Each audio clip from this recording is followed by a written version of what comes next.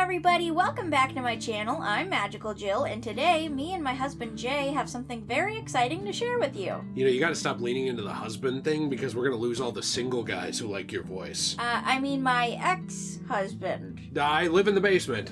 Today we're gonna be talking about Dragon Ball, and this is some news that I think flew under the radar for a lot of people because I don't really think Bandai Namco did the best job communicating it, but there was a pretty big upgrade to Dragon Ball video games in the past couple months. Now, when I say big upgrade, I guess that's kind of subjective because when you actually look at the nitty-gritty of the details, the upgrades themselves are not that big, but I think that the way that it was handled in terms of like being very pro-consumer, all this stuff was done very well, and it was a big step in the right direction for anime video games. Yeah, they released new physical copies of Dragon Ball Xenoverse 2 and Dragon Ball Fighterz. Yep. And they're only about $20 USD. Yeah. For the PS5 and the Xbox Series X. So yeah, you kind of said it right there. I thought that was really cool. It's for both the PS5 and the Series consoles of Xbox. So we're going to be getting into the details on what these differences actually are a little bit. I don't think Bandai Namco did the best job at explaining that, but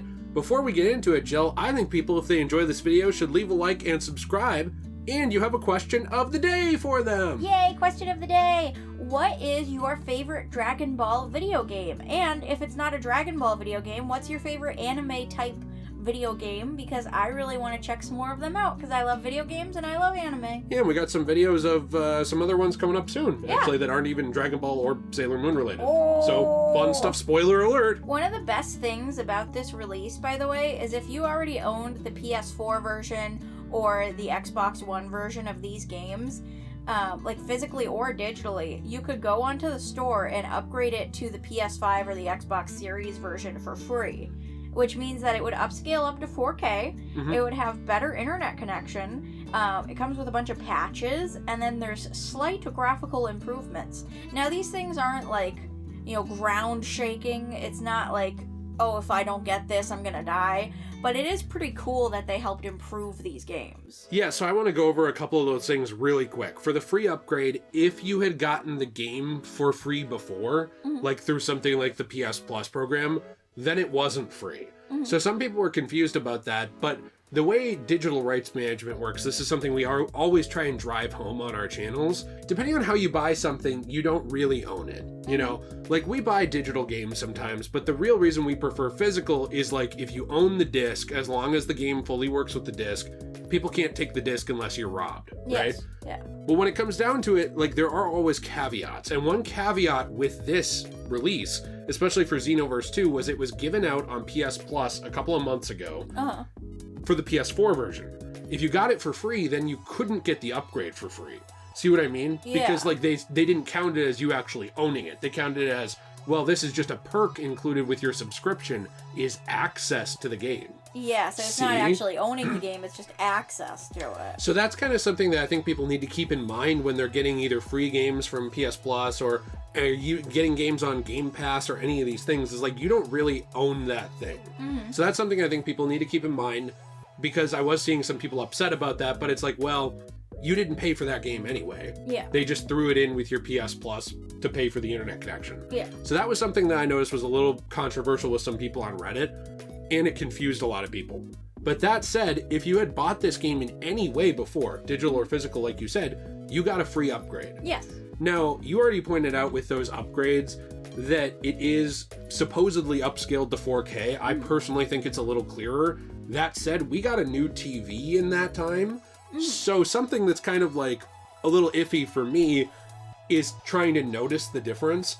I don't notice a huge difference between the way these games look on PS4 versus 5. I didn't really notice a huge difference either, except on Xenoverse 2, I thought that the colors were more saturated. Yeah, I thought the colors were more vibrant, and I could tell that, you know, like it was a little crisper.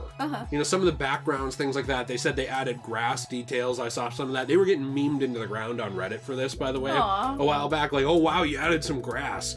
But, like, they didn't have to add anything at all. No, and I think they were trying to make it last longer because this game came out so long ago. Right. You know, make it look a little more modern. Well, and it is interesting that with these updates, you know, they did actually improve gameplay features. So, like, for example, a big feature of Fighterz is playing online against people.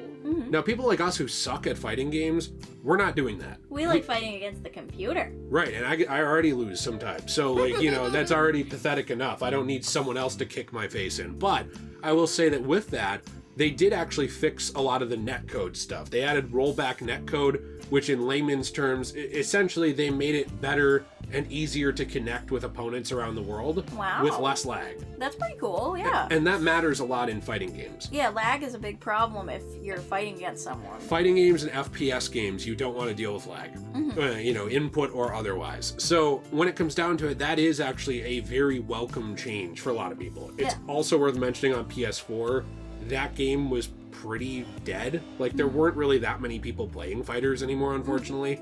And this is something that unfortunately plagues fighting games a lot. You will have your diehards that stay on the game, and you will have people go back to them for tournaments or things like that. But a lot of these games, people abandon ship on them eventually. They move on. But this is reviving it.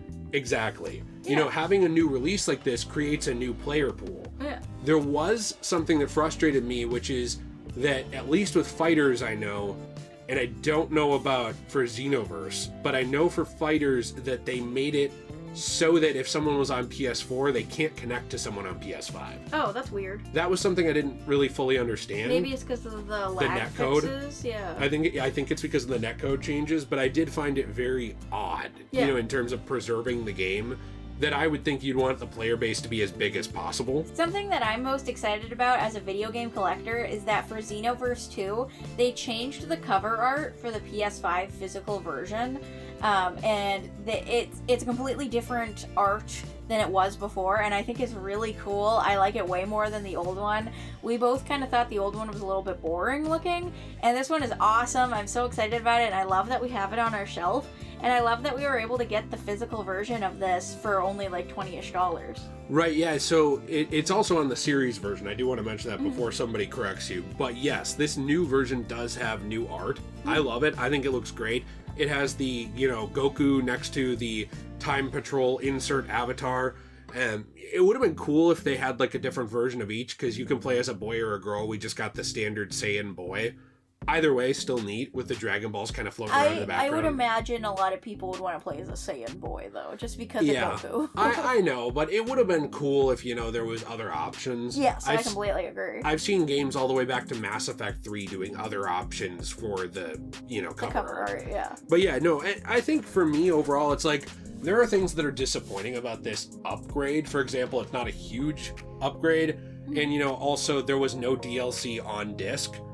But I do want to mention one thing with that. It is nice that you can transfer your save files up. And also something we talked about was just the extreme length and longevity of Dragon Ball Xenoverse 2. You know, like, this game has been getting DLC for 7 years now. That's insane. Yeah. That's crazy. You know, there's not very many other games you can say have that. I'd say Sims 4. I don't really know about much any MMOs. MMOs, I guess. They just get continual updates pretty much forever. I mean, World of Warcraft's been getting them, you know, forever now. Things like that, RuneScape. But yeah, like, this is kind of stepping into a weird slot of almost an MMO adjacent Dragon Ball game. You know, where it's like you create your character, you're in that world. As they add new things to the universe, you know, like new shows, different things like that, they can add to the game. It's really cool. I think that the positives outweigh the negatives. Like, I'm already surprised that it was a free upgrade because these games were old. You know, like, Xenoverse 2 is not a new game. I think it's a total win-win for everybody here, because if you previously owned and played these games, you can upgrade it for free and get back into it. And if you've never played these games before, it's not expensive to get. And there's like a refreshed kind of player pool going on now where a lot of people are starting to join these games again, and there's going to be new DLC. So it's like the perfect time to get into it, because it's like these games are being revived. And I think that's really awesome for new players. Well, I think especially Xenoverse 2. You know, like, Fighterz is already a pretty complete game. I don't know what else to expect from it going forward. But I will say that with Xenoverse 2, there are years of DLC Mhm. that you could start getting, and that's beyond just an already beefy base game. Yeah. So I think that's awesome. And Yeah, then, it's really cool. you know, I think that these are some of the standout anime games. Dragon Ball has always kind of dropped some pretty good games, some stinkers in there, but a lot of good games.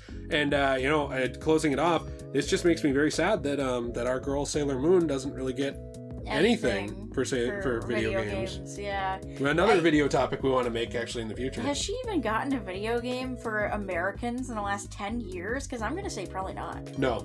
Yeah, that's the sad. most recent video game I remember for Western audiences, like, you know, localized or whatever, there was a Italian exclusive DS game. Ooh, And that's then- so exciting. And then there was a phone game that I believe was a match tile bubble thing. That's so sad. Yeah. That's like going to be a whole video in itself, is the pitifulness of that.